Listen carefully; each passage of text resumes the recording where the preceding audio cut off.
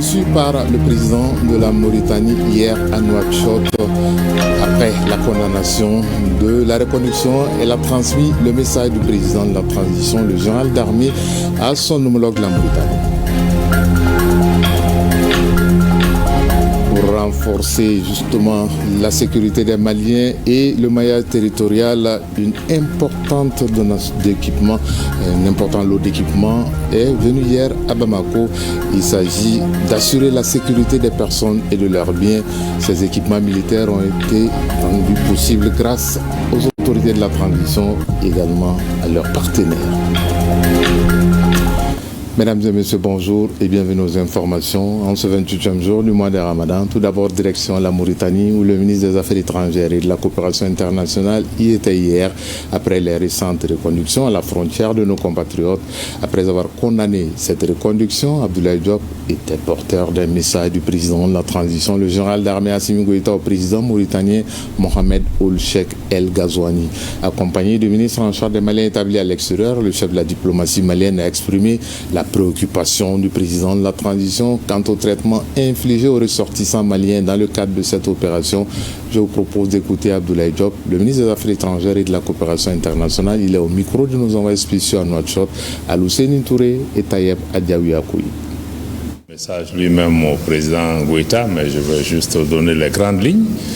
Ce message a trait essentiellement à la volonté du président de la transition de la République du Mali d'œuvrer avec et auprès de son frère, le président El Ghazouani, pour pouvoir maintenir et préserver les relations séculaires d'amitié et de fraternité qui ont toujours existé entre la République islamique de Mauritanie et la République du Mali.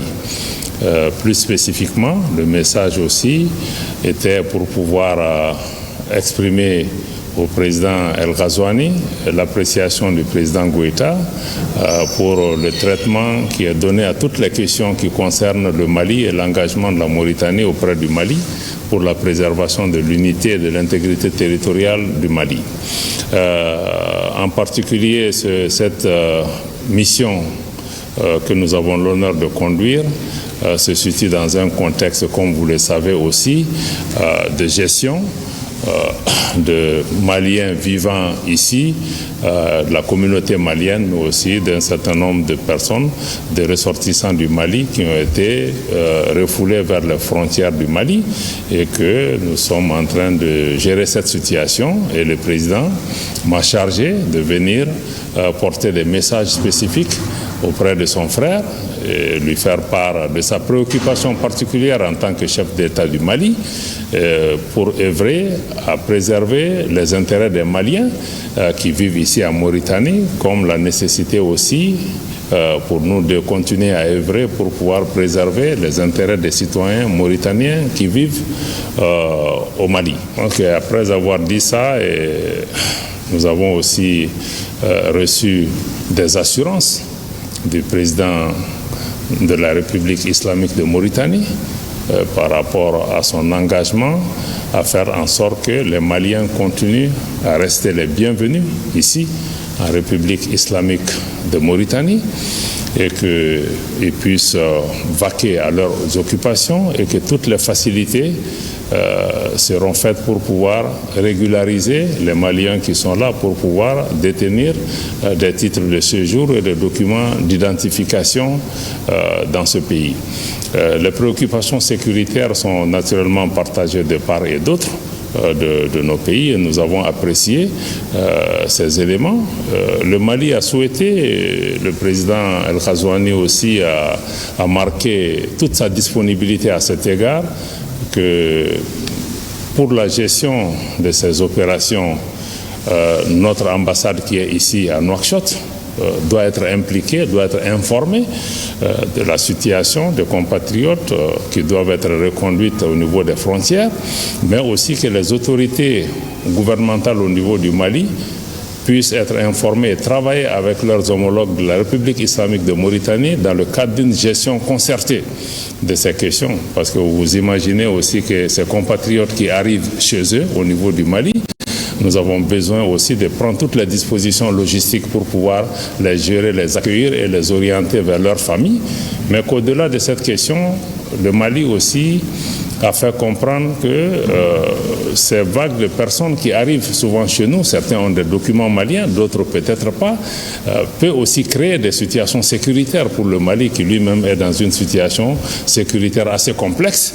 Et nous ne voudrions pas que ces opérations puissent être utilisées à d'autres fins pour infiltrer des personnes non désirables dans notre pays. Donc de part et d'autre, nous avons ces préoccupations sécuritaires qui doivent être naturellement prises en compte également. Autre titre de cette réserve pour assurer la libre circulation des personnes et de leurs biens tout en recouvrant l'intégrité territoriale, le réarmement des FAMA continue grâce aux efforts conjugués des autorités de la transition et de leurs partenaires. Hier mercredi, un important lot d'équipements militaires est arrivé à Bamako. Les Bamakois, très enthousiastes, ont suivi l'acheminement des convois transportant ces équipements militaires jusque dans la ville garnison de Kati, convoi suivi par Benoro Fofana et Moussa Balou. Aujourd'hui est un autre jour. Ce mercredi 26 mars 2025, un nouvel arrivage des équipements des FAMA vient renforcer ceux déjà existants. Il était 15h07 lorsque le premier camion a franchi le poste de Sébenikoro en provenance du port autonome de la Guinée-Conakry. De Sébenikoro en passant par Tchikoroni-Para, Bamako-Koura, Badjalan, Samé jusqu'à Kati, l'on pouvait observer à perte de vue le convoi de camions transportant ces moyens logistiques militaires. Ayant appris la nouvelle, la population est sortie massivement pour accueillir ces équipements. Hommes, femmes, jeunes et vieux étaient tous là pour magnifier leur joie. Personne ne voulait se faire raconter l'événement.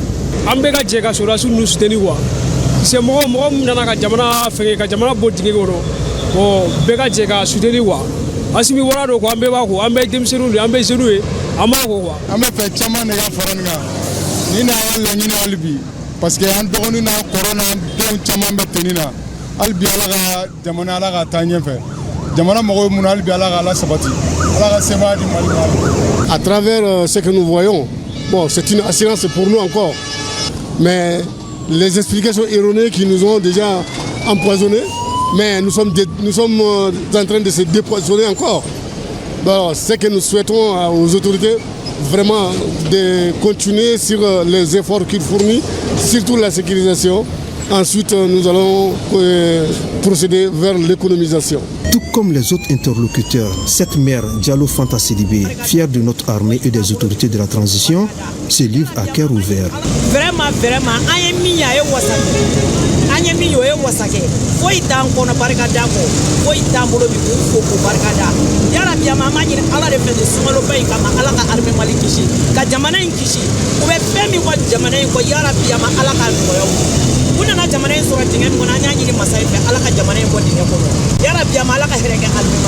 c'est vraiment une fierté. Donc c'est le lieu pour moi de remercier les plus hautes autorités sous le leadership éclairé du président de la transition, le général d'armée Assimi, qui s'est engagé dès la prise de ses fonctions pour équiper l'armée malienne. Déterminé plus que jamais à renforcer nos outils de défense afin de bouter hors de chez nous les bandits armés, les autorités de la transition, avec à sa tête le général d'armée Assimi Goïta, ne fléchissent pas devant les ennemis de la nation. Cette initiative de réarmement va se poursuivre pour garantir notre souveraineté absolue. Je vous le disais, ce convoi a été suivi mercredi par Benoro Fofana jusque dans la ville garnison Kati, des hauteurs de la ville garnison Kati. Nous mettons les caps sur l'avenue Malienne Mopti, la 5e région, pour parler justement de la vente promotionnelle des bœufs cette année dans l'avenue Malienne. Elle a été couplée à la foire agricole grâce à la synergie entre l'ONG NF et la direction régionale des productions et industries animales de Mopti. L'objectif est de permettre aux citoyens d'avoir des animaux et des céréales à moindre coût et de meilleure qualité pour les besoins de la fête. À Sikasso également, la 3e région, a eu lieu le lancement de l'opération vente promotionnelle des bovins à Ramadan 2025. Cette année, plus de 900 têtes de bœufs sont mises en vente. Les prix varient entre 175 000 francs CFA à 350 000. Yourubala Diabaté, Daouda Konate, Boubacar Sankare et Suleiman Tapsobé. À quelques encablures de la fête de Ramadan, le marché à bétail de Bougoula Hamo est bien enchalandé pour permettre à la population de s'offrir de la viande de qualité et à un coût raisonnable. La 6e édition 2025 prévoit mettre sur le marché 900 têtes de bovins réparties entre 3 prix qui se présentent en 3 choix. Nous avons le premier choix de couleur verte qui varie de 250 000 à 300 000 francs CFA. Le deuxième choix de couleur jaune qui varie de 200 000 à 250 000 francs CFA. Et le troisième choix de couleur rouge qui va de 175 à 200 000 francs CFA.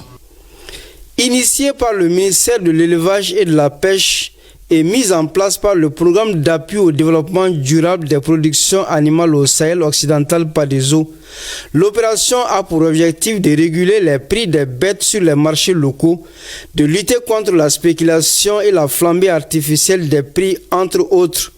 Notre pays joue un rôle central dans le pastoralisme en Afrique de l'Ouest.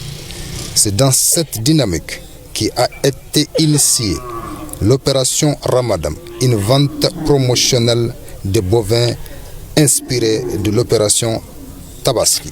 Cette 6e édition de l'opération Ramadan 2025 de la vente promotionnelle des bovins se poursuit pendant quelques jours au grand bonheur de la population de Sikasso. 200 têtes de bovins et 25 tonnes de riz sont en vente durant cette foire agricole couplée à la vente promotionnelle des bovins. En ce qui concerne les bœufs, les prix varient entre 800 000 et 100 000 francs CFA. Et pour le riz local, le sac de 50 kg est cédé entre 22 500 et 23 000 francs CFA. L'opération est initiée par les clusters chaînes de valeur en boucherie et la direction régionale des productions et industries animales avec le soutien de l'ONG NEF. L'organisation d'une foire agricole couplée à l'opération Ramadan permet d'offrir l'opportunité aux acteurs des chaînes de valeur d'améliorer la visibilité et les revenus monétaires de leurs produits et de nouer des relations d'affaires. Cette opération dite opération Ramadan permet aux citoyens d'obtenir des animaux de qualité et à moindre coût et aux producteurs d'avoir un bénéfice à la hauteur de leur labeur. Autres produits agricoles exposés, le fonio, le mil, le sésame, l'échalote et la date sauvage. Les acteurs du marché des bovins, du riz et les techniciens échangeront sur les contraintes et les défis dans la commercialisation des produits d'élevage et agricoles dans la région de Mopti et proposeront des solutions appropriées à la promotion de l'économie régionale. Cette foire agricole couplée à la vente promotionnelle des bovins s'étend sur 3 jours dans la cour de l'ex-ODEM à Sévaré. Un mot de culture en cette année de la culture au Mali, ici à Bamako, au palais de la culture Amadou Ampateba, le réseau KIA, réseau des opérateurs culturels du Mali et le Fonds africain pour la culture font œuvre utile à l'endroit des artistes et des opérateurs culturels du pays. Il s'agit d'apporter une aide aux artistes en situation difficile à travers le projet Sunakari qui a sa 12e édition cette année. L'aide a touché 130 artistes, c'est ce que nous dit Moussa Kamara. Ils sont artistes, opérateurs culturels et cadres du département à répondre à cette invitation du chef du département de la culture. Cette rupture collective témoigne l'entente au sein de la grande famille culturelle en cette année 2025, décrétée par le président de la transition année de la culture. L'initiative est vivement saluée par les fêtières. Dans ma vie artistique, une première du genre parce que l'année a été décrétée année de la culture. Je suis artiste il y a plus de 55 ans cette année, je n'ai jamais vu un tel événement. Donc toute la joie est pour moi et je remercie le ministre pour ça et je dis hommage aux autorités de notre pays. Je suis très ravi, tous les agents culturels, les comédiens, tout le monde était là, content. Parce que si on se retrouve sur des espaces pareils, ça nous donne envie de créer, de recréer. À quelques heures de la fête de Ramadan, le ministre de l'Artisanat, de la Culture et de l'Industrie hôtelière se retrouve au milieu des siens. C'est un moment de communion, de solidarité, d'entraide et aussi de partage entre acteurs culturels. Depuis 2 ans, le chef de l'État, le général d'armée Assimi Goïta, a initié des espaces de Sungalo Sunakari pour partager des moments avec les acteurs, les populations, parce que c'est pour rapprocher aussi les gouvernants des gouvernés. Donc ça a été un moment de communion. Notre pays a besoin aujourd'hui de se retrouver, de se mettre ensemble et de se donner la main de se tenir par la main pour construire notre pays. Cette cérémonie a été sanctionnée par une prière collective, prière pouvant aboutir à la relance des activités culturelles. Belle rupture entre le ministre en charge de la culture et les artistes et les acteurs culturels. En 13e région, le Conseil régional de la jeunesse de Dioïla a organisé à l'espace jeune une rupture collective qui a registré la présence des chefs de service des jeunes et d'autres personnalités. Cette rupture est appelée cette année Sunkalo Kene. L'initiative s'inscrit dans le cadre des activités initiées par la jeunesse. Compte rendu depuis Dioïla, Moustapha Doumbia. C'est une rupture collective initiée dans un esprit de partage, de solidarité et d'amitié. Elle est organisée par le Conseil régional de la jeunesse avec l'accompagnement de certaines bonnes volontés. Nous avons constaté que notre jeunesse organise moins d'activités. C'est pourquoi nous avons initié une série d'activités, dont une visite aux malades du centre de santé de référence et un don à la maison d'arrêt. La rupture est offerte à une centaine de musulmans représentant des services techniques, des légitimités traditionnelles et des organisations de la société civile. Et pour le social, et pour l'unité et la cohésion, j'ai décidé de venir joindre à ma famille, à mes parents et à la jeunesse qui m'ont invité pour venir les aider à couper le carême collectif, pour leur montrer que j'ai l'amour de mon village. C'est un honneur pour moi, en tant que directrice régionale de la jeunesse et des sports, d'accompagner l'initiative salutaire du Conseil régional de la jeunesse. Surtout que le moment est bien choisi. C'est un mois qui demande beaucoup de solidarité, beaucoup de prières. La prière collective et des bénédictions pour les pays ont mis fin à cette rupture collective. Toujours dans le cadre de la solidarité, la Fondation Influence fait parler son cœur à l'endroit de la maison d'arrêt de Bolé, en communauté du district de Bamako. Elle a remis un important lot de vivres et de non-vivres aux détenus dont la valeur est estimée à plus de 4 millions de francs CFA. Boraïma Diallo pour plus de détails. Tous les hommes dépendent les uns des autres. La solidarité humaine est la condition nécessaire à l'épanouissement de tout individu, disait un penseur. C'est dans ce cadre que la Fondation Influence est venue en aide aux détenus de Bolé à l'occasion de ce mois béni de Ramadan. Ce don est composé de mayonnaise, de biscuits, de fromage et de jus de fruits. Une façon pour la dite fondation de compatir à la douleur de ces détenus de Bolé. C'est des femmes, c'est nos sœurs. Elles n'ont pas choisi d'être là. Souvent, c'est les aléas de la vie. Personne ne choisit d'être emprisonné. Et on se dit qu'en faisant ce don-là ici, parce que les gens vont faire du don dans les mosquées, dans pas mal d'endroits, mais en général, on les oublie. Donc on s'est dit, nous, on va pouvoir faire un don. C'est pas énorme, c'est pas beaucoup, mais on espère que chaque année, on pourra faire plus. Ce don est estimé à un montant de 4 millions de francs CFA. La direction du centre spécialisé de Bolé apprécie ces gestes à sa juste valeur. Une immense joie de savoir qu'il y a des gens qui sont dehors, qui pensent aux démunis, qui pensent aux femmes détenues du centre spécialisé. La prison, c'est pas un dépotoir. C'est un centre là où on rééduque les femmes. Nous remercions la donatrice. Cette opération se poursuivra selon les responsables de la fondation. D'autres structures bénéficieront de ces gestes dans les jours à venir. C'est de la prison de Bolé en communauté du district de Bamako que ce journal s'achève en ce 28e jour du mois de Ramadan. Continuons de prier pour la paix au Mali. Bonne suite de Ramadan à toutes et à tous. Le prochain rendez-vous avec l'information, c'est ce soir à 20h45. Vous serez en compagnie de Nyanya Aliou Traoré. D'ici là, prenez soin de vous. Chacun de nous ne peut être une étoile, mais tâchons de briller pour éclairer là où nous sommes. Tout le plaisir a été pour moi de vous servir. Bon après-midi et bonne suite de programme en compagnie de RTM. Au revoir. Thank you.